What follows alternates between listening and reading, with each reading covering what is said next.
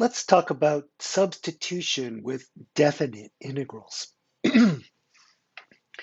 If u is equal to g of x, where g prime of x is continuous over a closed interval ab, and let f be continuous over the corresponding range of g, then we will have the following.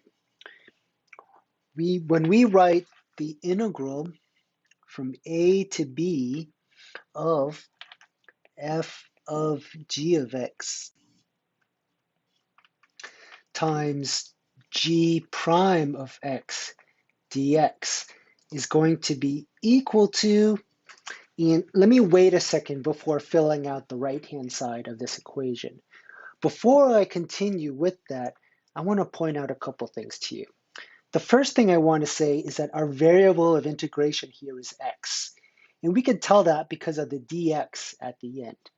So when we say we're integrating from a to b, what we're really saying is that we're integrating from x equal to a to x equal to b, okay? I just wanted to emphasize that point first.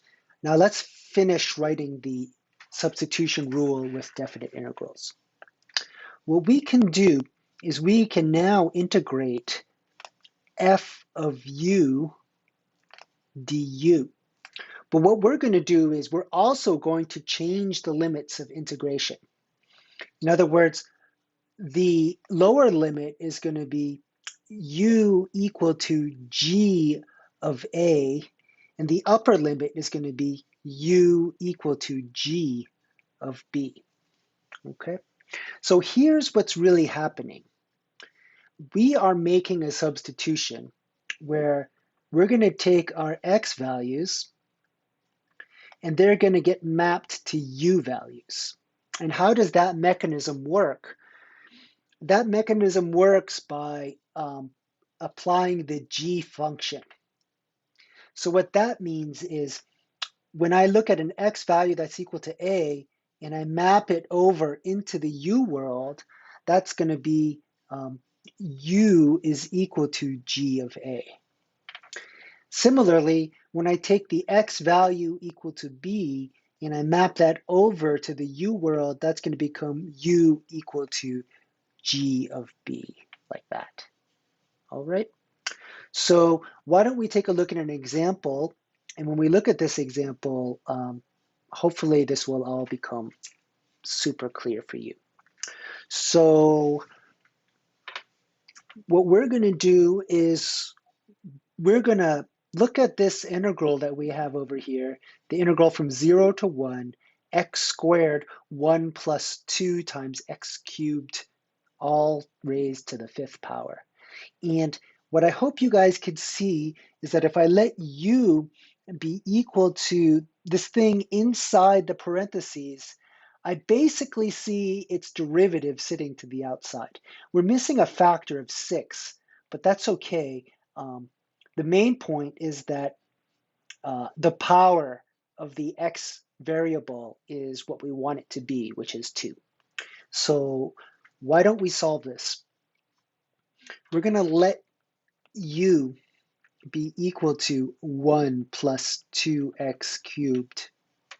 Then when I differentiate, I'm going to get du dx is going to be equal to 6x squared. And when I solve for dx, I can solve for dx. I will get dx is equal to 1 over 6x squared du. Okay. I also want to change my limits of integration.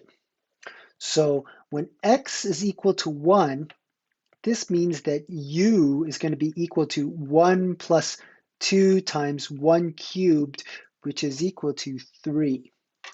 And when x is equal to 0, that's going to give us u is equal to 1 plus 2 times 0 cubed, which is just 1.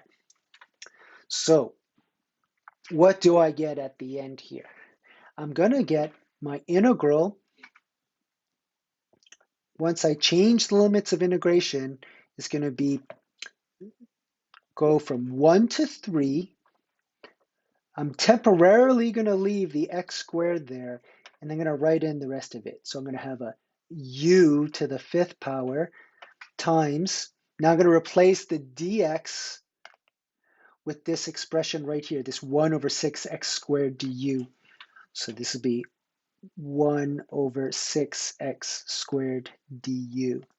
And what I need to happen, and luckily what does happen, is that all the x's cancel out. I do not want any x's in my integral after I've changed my variable. So let's simplify this. This will be 1 over 6, because I have that constant multiple of 1/6 inside. I'm going to factor that out. I'm going to have integrate from 1 to 3, and I'm going to have u to the 5th du. Okay? Now we just simply find the antiderivative. The antiderivative of u to the 5th is going to be, we'll have 1 over 6 on the outside from before. I'm going to have u to the 6th divided by 6. And I don't need to write the plus c because I'm doing a definite integral. I just put my limits of integration from 1 to 3 here, like so. Okay? When I simplify this, what do I get? I'm going to get 1 over 36, because the 6 times 6 is 36. I'm going to have a 3 to the 6th power minus 1 over 36 times 1 to the 6th power. Okay? And I'm going to highlight that. That's going to be our final answer. So I just wanted to make one quick comment before we wrap up this video. I want to mention that for definite integrals,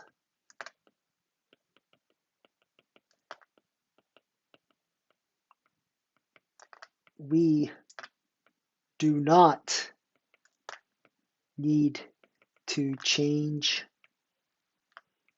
Let me scroll this up here a little bit. Back to x. If we change the limits of integration to be in terms of u. Okay? The whole point of changing the limits of integration from 1 to 3 is that I don't need to worry about switching back to x's, because all I really care about is whatever that number is going to be. All right, everyone. We'll work on more examples together in class. Take care.